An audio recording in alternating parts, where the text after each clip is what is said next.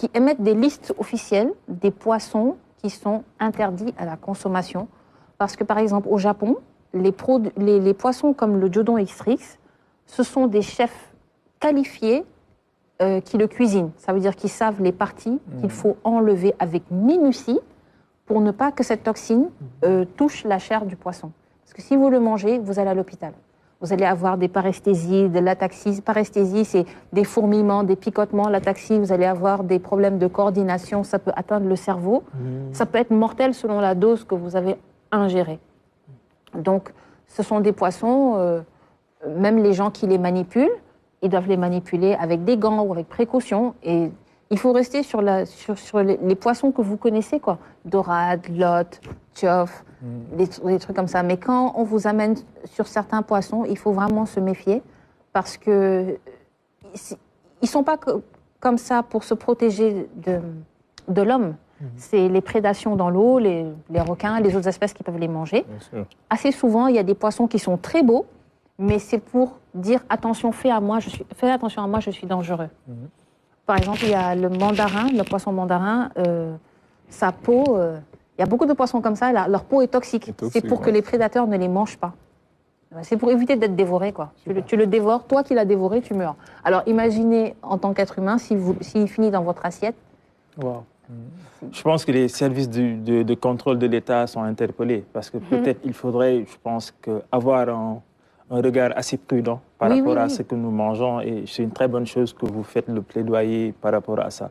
Alors, je vous ai posé cette question-là parce que je me suis dit que peut-être sous l'eau, vous avez eu un dévoilement, vous avez vu quelque chose qui vous a amené à l'art, au-delà de décrire des formes ou d'être confiné dans une maison parce qu'il y avait un coronavirus qui rôdait autour de... On a vu le génie de Dakar, quoi.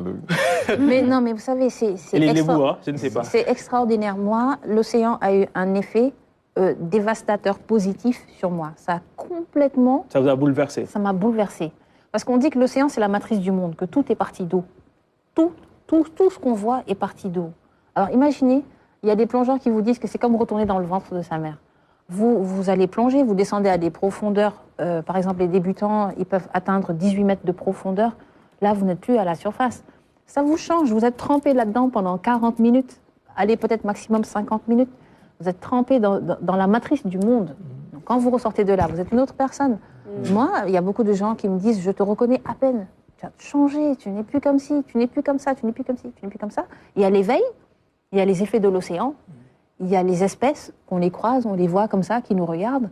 Et ça change complètement votre vie. Il y a des plongeurs qui sont tristes quand ils ne plongent pas. Parce que c'est un peu addictif, quoi. L'océan a irrigué votre art, votre travail. Oui. Aujourd'hui, vous êtes en train de peindre. Quel est un peu l'aperçu, ou en tout cas l'accueil, qui est connecté à votre travail et qui vient des professionnels? L'accueil, les critiques d'art.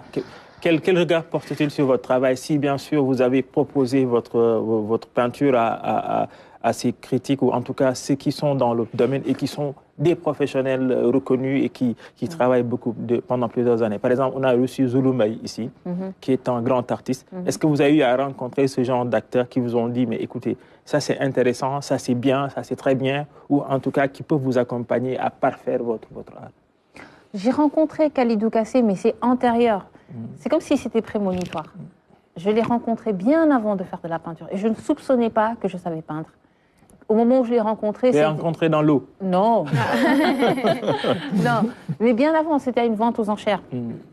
Mais je ne soupçonnais pas qu'un jour, moi-même, je serais peintre. Et j'ai montré mes peintures à certaines personnes qui m'ont dit non, le talent est là, le don est là, les couleurs, les gens ont beaucoup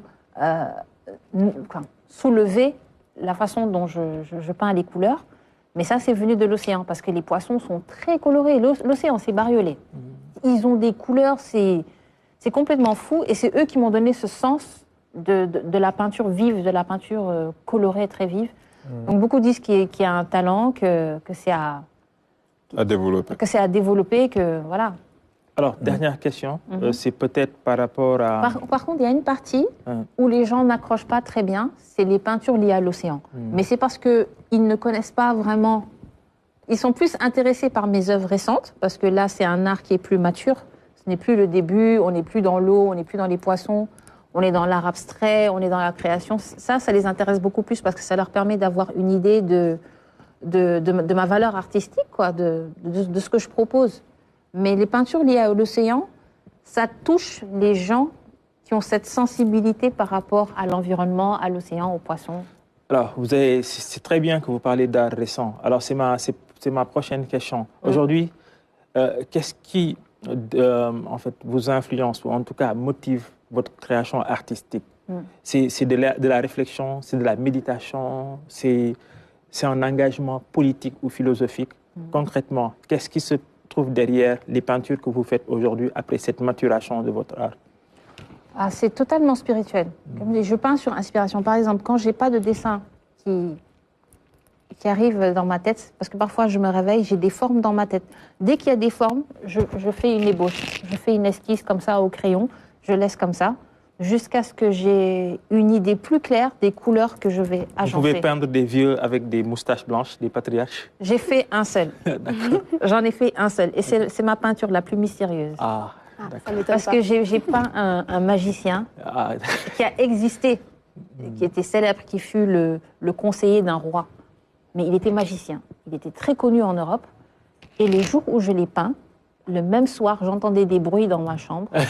Et je n'ai pas retrouvé la source du bruit. Ça m'a rendue folle. J'ai dit, ce vieux, c'est vraiment un magicien.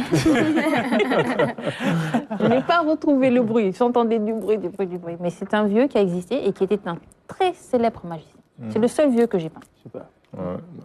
Je ne sais pas si, Mme Djirassou, vous avez peut-être un mot à dire par rapport à l'œuvre, surtout à l'œuvre de Diana. C'est vrai que vous êtes tous dans le monde artistique. L'œuvre mystique ou... Tous. C'est Merlin l'enchanteur. Merlin, c'est le magicien le plus célèbre. Bon, c'est le magicien le plus célèbre.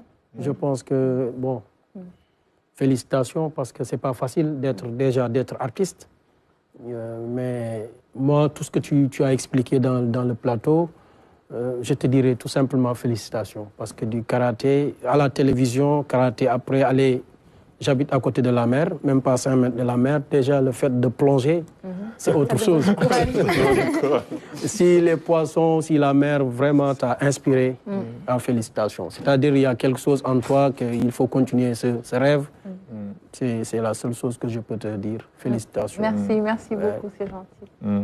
En tout cas, vraiment, nous, comme l'a dit Tierno, nous t'encourageons et moi, on aimerait bien que tu fasses des expositions. Il faut aller voir les galeries, aller voir les professionnels. Tu as parlé de Kaldou Kassé, je sais qu'il sera ravi de te mettre le pied à l'étrier. Tu vas rester avec nous, on va terminer cette émission avec Mme Djirassou.